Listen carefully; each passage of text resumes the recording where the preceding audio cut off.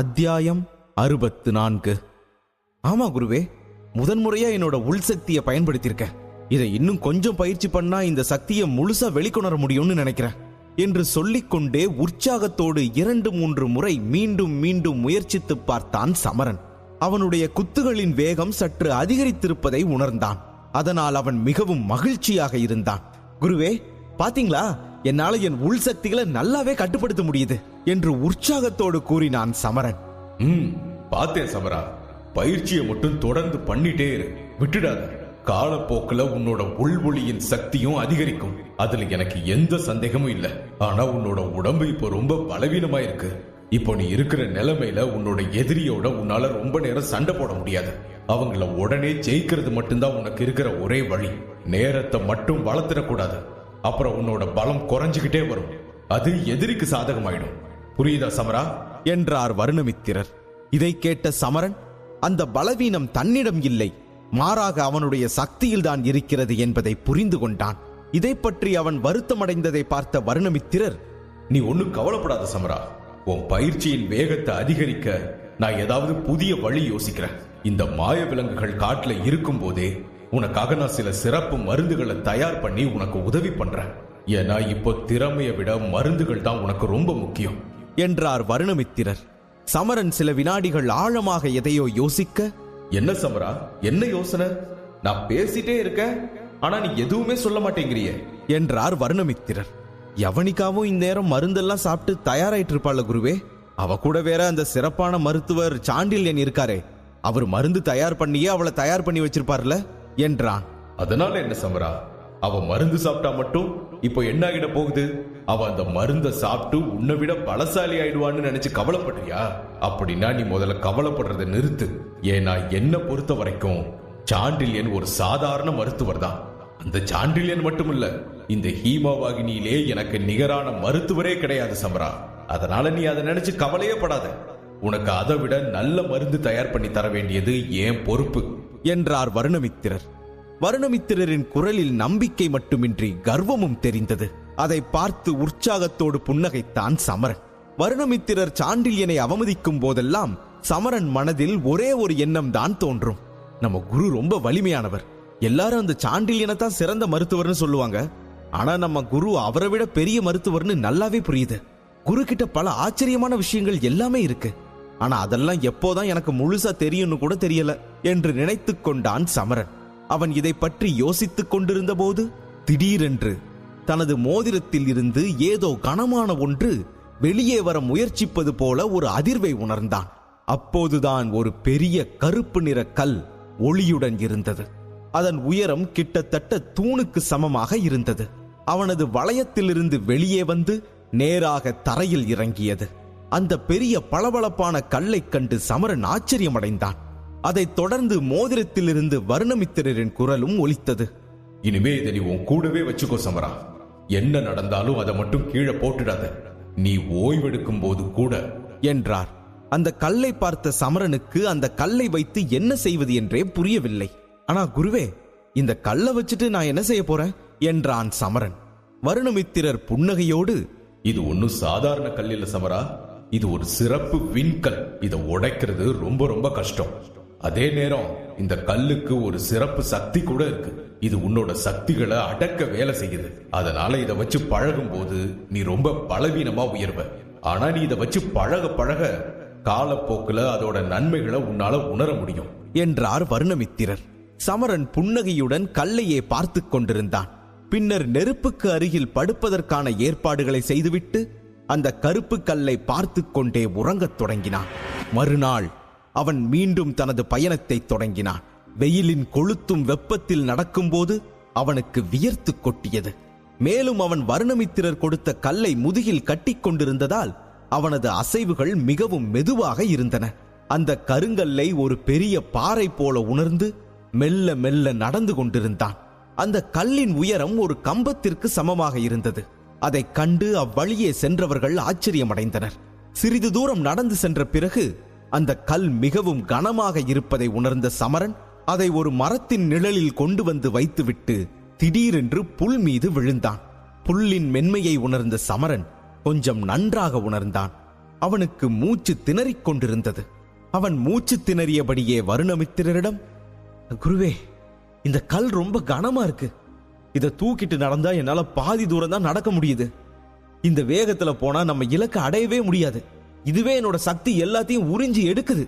இப்படியே போனா நான் எப்ப என் பயிற்சியை தொடங்குறது, எப்படி அந்த யவனிகாவை ஜெயிக்கிறது என்றான் சமரன்.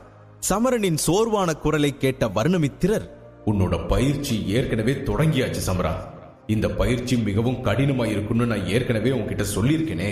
பயிற்சி ஆரம்பிச்சதுக்கு அப்புறம் நாம ஒவ்வொரு நிமிஷத்தையும் பயிற்சிக்காக பயன்படுத்திக்கணும் என்றார். அதை கேட்ட சமரன் தலையசைத்தபடி ஓரக்கண்ணால் தன் அருகில் இருந்த கருங்கல்லை பார்க்க ஆரம்பித்தான். அந்த கல் தோற்றத்தில் சாதாரணமாக தெரிந்தது. அதை பார்ப்பவர்கள் யாரும் அந்த கல்லுக்கும் மாயாஜால சக்திகள் இருக்கும் என்று நம்ப மாட்டார்கள்.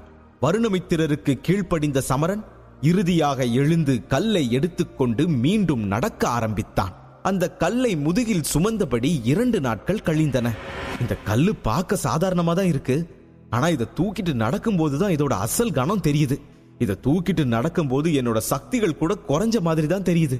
ஆனா அதுவும் ஒரு விதத்துல நல்லதுதான். பாக்குறவங்க யாரும் என்ன ஒரு அபராஜிதனா நினைக்க மாட்டாங்க. இந்த சாதாரண கல் தூணை கூட தூக்கிட்டு போக முடியாத பலவீனமானவனா தான் என்ன பார்ப்பாங்க. அதனால அவங்க கவனம் என் மேல இருக்காது என்று நினைத்து கொண்டான். பின்னர் அவன் சோர்வுடன் தனது கையின் சேமிப்பு மோதிரத்தை தேய்க்கத் தொடங்கினான். அதிலிருந்து ஒரு பச்சை நிற மாத்திரை அவன் கையில் வந்தது. அதை அவன் உட்கொண்டான். அது அவனுடைய சக்தியை அதிகரிப்பதில் பயனுள்ளதாக இருந்தது. ஆனால் அதன் விளைவு சிறிது காலத்திற்கு மட்டுமே நீடித்தது. இந்த மாத்திரையை வருணமித்திரர் இருவரும் பாஞ்சால நகரிலிருந்து புறப்படவிருந்த போது சமரனுக்காக சிறப்பாக செய்திருந்தார். அதை தயாரிக்க சிறப்பான பொருட்களை சேகரித்து வந்து மொத்தமாக 30 மாத்திரைகளை மட்டுமே தயாரித்திருந்தார். அதனால் சமரன் அதை அடிக்கடி உட்கொள்ள முடியவில்லை. மிகவும் சோர்வான சூழ்நிலையில் மட்டுமே அதை எடுத்துக்கொள்ள முடியும் என்ற சூழ்நிலையில் தான் வாழ்ந்து கொண்டிருந்தான். பின் தன் கவனத்தை சாலையில் திருப்பிய சமரன் இந்த நேரத்தில் தன்னை யாராவது பார்க்கிறார்களா என்று சுற்றிலும் பார்த்தான். பின்னர் அவன் இதை உறுதியாக நம்பியவுடன் அவன் அந்த மாத்திரையை எடுத்து ஒரே அடியில் தின்றுவிட்டு மரத்தின் தண்டு மீது சாய்ந்து மாத்திரையின் விளைவுக்காக அமைதியாக காத்திருந்தான். மரத்தின் ஆதரவை எடுத்துக்கொண்டு சமரன் மெதுவாக கண்களை மூடினான். பின்னர் ஆழ்ந்த மூச்சை இழுத்தபோது அந்த மாத்திரை தனது உடலை வலுப்படுத்துவதை உணர்ந்தான். அதே நேரத்தில் அவனுடைய சோர்வு குறைந்து கொண்டே வந்தது. சோர்வு நீங்கி மீண்டும் இயல்பு நிலைக்கு திரும்பினான் சமரன். பின்னர் அவன் தனது முகத்தை தொட்டு பார்த்து, இந்த மருந்து நிஜமாவே ரொம்ப பயனுள்ள மருந்தாதான் இருக்கு என்று தனக்குத்தானே சொல்லிக்கொண்டே அவன் கைகளையும் பார்த்தான். அது அவனுக்கு முன்பை விட வலிமையாக தோன்றியது. பிறகு புன்னகையை அப்படியே வைத்துக்கொண்டு மீண்டும் நடக்க தயாராகி கருங்கல்லை முதுகில் தூக்கிக் கொண்டு நடக்க ஆரம்பித்தான். இறுதியாக அவன் ஒரு சிறிய நகரத்தை அடைந்தான். மந்திர விலங்குகள் நிறைந்த ஒரு பகுதிக்கு மிக அருகில் இருந்தது அந்த கிராமம். அங்கே வசிப்பவர்களில் பெரும்பாலானோர் நாள் முழுவதும் அலைந்து திரியும் போர் வீரர்களாக இருந்தனர். தெருக்களில் கூட்டமாக சுற்றித் திரிவது, நகரத்து பெண்களை பற்றி மோசமாக பேசுவது, போதை தரும் மதுபானங்களை குடிப்பது, பின்னர் மாயமான விலங்குகளை தேடுவது போன்றவற்றில்தான் தங்களது நாட்களை கழித்தனர். எல்லா வீரர்களும் தங்கள் நாட்களை இப்படித்தான் கழித்தார்கள். இதையெல்லாம் பார்த்து கொண்டே சமரன் சாலை வழியாக நடந்து சென்று கொண்டிருந்தான். அவன் முதுகில் தொங்கிக் கொண்டிருந்த பெரிய கருங்கல் தூண் அங்கிருந்த அனைவரின் கவனத்தையும் ஈர்த்தது. ஆனால் அவன் அனைவரையும் புறக்கணித்துவிட்டு வியர்வையை துடைத்துக் கொண்டே முன்னேறினான். அப்போதுதான் சாலையின் இருபுறமும் ஏராளமான கடைகள் இருந்ததையும் அதில் வெயிலையும் பொருட்படுத்தாமல் கூட்டம் அதிகமாக இருப்பதையும் பார்த்தான். அவன் மௌனமாக கடைகளை பார்த்து கொண்டே நடந்து கொண்டிருந்தான். திடீரென்று அவன் கண்கள் ஒரு பெரிய மருந்து கடையின் மீது விழுந்தது. அந்த கடையின் பெயர் நீல்குலாப் தாவா பஜார். உண்மையில் சமரன் ஆயுதங்கள் அல்லது கவசங்களை வாங்குவதில் கூட அவ்வளவு ஆர்வம் காட்டவில்லை. ஆனால் அவன் மூலிகைகள் சேர்ப்பதில் மிகவும் ஆர்வமாக இருந்தான். மூலிகை எவ்வளவு சிறந்ததோ அதிலிருந்து தயாரிக்கப்படும் மருந்தின் பலனும் அவ்வளவு அதிகம் என்பதை அவன் அறிந்திருந்தான். மேலும் மாய விலங்குகளிடமிருந்து விலகி இருக்க அவனுக்கு நிறைய மாத்திரைகள் தேவைப்பட்டது. உடனே சமரன் அந்த கடையை நோக்கி நகர்ந்தான். கடையின் கதவை திறந்து கொண்டு உள்ளே நுழைந்தான். கடையின் உள்ளே வெளிச்சம் அதிகமாக இல்லை. ஆனால் எக்கச்சக்கமான கூட்டம் இருந்தது. இந்த நேரத்தில் கடைக்காரர்களும் தங்கள் வேலையில் மிகவும் பரபரப்பாக இருந்ததால் அவனுக்கு அருகில் யாரும் வரவில்லை. ஆனால் அதையும் மீறி சமரன் மிகவும் மகிழ்ச்சியாக காணப்பட்டான். கடையில் உள்ள அனைத்தையும் உன்னிப்பாக பார்க்கத் தொடங்கியவன் ஒரு சிறிய மருந்தின் மீது அவன் கண்கள் பட்டதும் திடுக்கிட்டான். இரத்தத்தை உறைய வைக்கும் மருந்து, அப்ப இங்கேயும் ஒரு மருத்துவர் இருக்காருன்னு தானே அர்த்தம் என்று நினைத்து கொண்டே முன்னால் சென்றான். அப்போது அவன் கடையில் இருந்த அனைத்து மருந்துகளையும் ஒவ்வொன்றாக பார்த்தான். ஆனால் அவனுக்கு அவை எதுவும் பிடிக்கவில்லை. கடையை பார்வையிட்டு விட்டு அங்கே அவனுக்கு தேவையான எதுவும் இல்லை என்று நினைத்து புறப்பட திரும்பினான். அவன் கண்கள் மூலையில் வைக்கப்பட்டிருந்த ஒரு குப்பியின் மீது விழுந்து சட்டென்று நின்றான். அவன் கண்கள் கடையின் மூலையில் மறைத்து வைக்கப்பட்டிருந்த மஞ்சள் நிற பொருளை பார்த்து கொண்டிருந்தன. மேலும் அவை மிகவும் சிறப்பு வாய்ந்ததாக கருதப்படாமல் ஒரு மூலையில் வைக்கப்பட்டிருந்தது. ஆனால் சமரன் அதை கண்டவுடன் அவன் கண்களை விரித்து அந்த மஞ்சள் நிற குப்பிகளையே பார்த்து கொண்டிருந்தான். அப்போது திடீரென்று பின்னால் யாரோ ஒருவரின் குரல் கேட்டது. உங்களுக்கு என்ன வேணும் என்றது அந்த குரல். உடனே சமரன் திரும்பி பார்த்தான். அவன் அருகில் ஒரு மனிதனை கண்டான். அவனை கண்டவுடன் அவன் அந்த கடையில் வேலை செய்பவன் என்பதை சமரன் புரிந்து கொண்டான். அந்த நபர் முதலில் சமரனையும் அவனுடைய ஆடைகளையும் பார்த்தான். பின்னர் சமரன் அதுவரை பார்த்து கொண்டிருந்த மஞ்சள் நிற குப்பிகளை பார்த்தான். அந்த நபர் ஏதோ யோசித்தபடி 2 அடிகள் முன்னோக்கி நகர்ந்து கண்ணாடி கதவை திறந்து அதில் இருந்த மஞ்சள் நிற பொருளை எடுத்து சமரனை பார்த்து, மஞ்சள் ரோஜா சாறு, இதோட விலை 100 தங்க காசுகள் என்றான். எதுக்கு இப்போ இவரு இவ்வளவு அவசரப்படுறாரு? ஒருவேளை இந்த மருந்து விலை கம்மியா இருக்கிறதுனால சீக்கிரம் அனுப்ப பாக்குறாரோ? இருக்கலாம். இங்க வந்த மத்தவங்க எல்லாரும் இதை விட விலை உயர்ந்த மருந்தை வாங்க வந்திருக்கலாம். யாருக்கு தெரியும்? சரி, அதுக்கு நாம என்ன பண்ண முடியும்? வந்த வேலையை பார்க்க வேண்டியதுதான் நம்ம வேலை என்று நினைத்து கொண்டே அவன் கடைக்காரரின் சலசலப்பை பொருட்படுத்தாமல் மஞ்சள் ரோஜா சாறை கையில் எடுத்தான். அவன் அதை கையில் எடுத்தவுடன் குப்பியின் மூடியில் ஒட்டும் தன்மையை உணர்ந்தான். உடனே கையை திருப்பி பார்த்தான். அதில் இரத்தம் அச்சிடப்பட்ட ஒரு வெளிர் சிவப்பு நிறத்தை கண்டான். இந்த சிவப்பு நிறத்தை பார்த்ததும் சமரன் அதிர்ச்சி அடைந்தான்.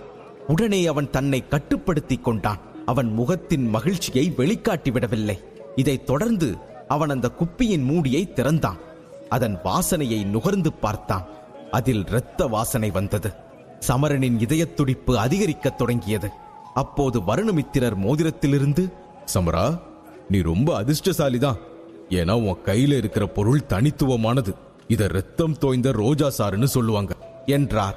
இரத்தம் தோய்ந்த ரோஜா சாறு என்பது மிகவும் தனித்தன்மை வாய்ந்தது என்பது அனைவரும் அறிந்ததே. மேலும் அது மஞ்சள் ரோஜாக்களின் சாறு கொண்டு தயாரிக்கப்பட்ட மருந்து. 2 நிறத்தில் பெரிய வித்தியாசம் இல்லாவிட்டாலும் இரத்தம் தோய்ந்த ரோஜாவின் சாறு சில காலங்களுக்குள் அதன் உண்மையான நிறத்தில் இருக்கும். அதனால்தான் பலர் எப்போதும் ஏமாற்றுவார்கள். 2 மருந்துகளுக்கும் உள்ள வித்தியாசம் ஒரு நிபுணருக்கு மட்டுமே தெரியும். கடைக்காரர் நிபுணரே இல்லை என்பதை சமரன் புரிந்து கொண்டான். சமரன் இந்த கடைக்கு தேடி வந்த அந்த தனித்துவமான பொருள் கிடைத்ததில் மிகவும் மகிழ்ச்சி அடைந்தான். இரத்தம் தோய்ந்த ரோஜா மருந்து இரத்தம் தோய்ந்த ரோஜா சாறில் இருந்து தயாரிக்கப்பட்டது. மற்றும் இந்த மருந்துக்கும் சுடர் மந்திரத்திற்கும் ஒரு சிறப்பு தொடர்பு இருந்தது. இது பலருக்கும் தெரியாது. உண்மையில் இருந்த உறவு என்னவென்றால், சுடர் மந்திரத்தை உருவாக்க தெய்வீக ஒளி தேவைப்பட்டது. ஆனால் தெய்வீக ஒளியை கையாள்வது என்பது ஆபத்து இல்லாமல் இல்லை. இதற்கு காரணம், தெய்வீக ஒளி மிகவும் ஆபத்தானது மற்றும் அது எல்லாவற்றையும் அழிக்கக்கூடிய சக்தியை கொண்டிருந்தது. வலிமைக்கு பெயர் பெற்ற இத்தகைய சிறப்புமிக்க உலோகங்கள் கூட தெய்வீக ஒளியின் முன் உருகின. அந்த உலோகத்துடன் ஒப்பிடுகையில் ஒரு மனித உடல் மிகவும் பலவீனமாக இருந்தது. எனவே ஒளி தன்னுள் முழுமையாக அடங்கியிருக்க சில விஷயங்கள் தேவைப்பட்டன.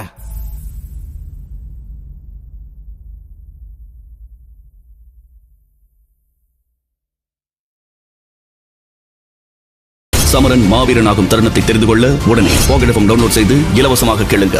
போர் கண்ட சிங்கம். லிங்க் டிஸ்கிரிப்ஷனில் கொடுக்கப்பட்டுள்ளது.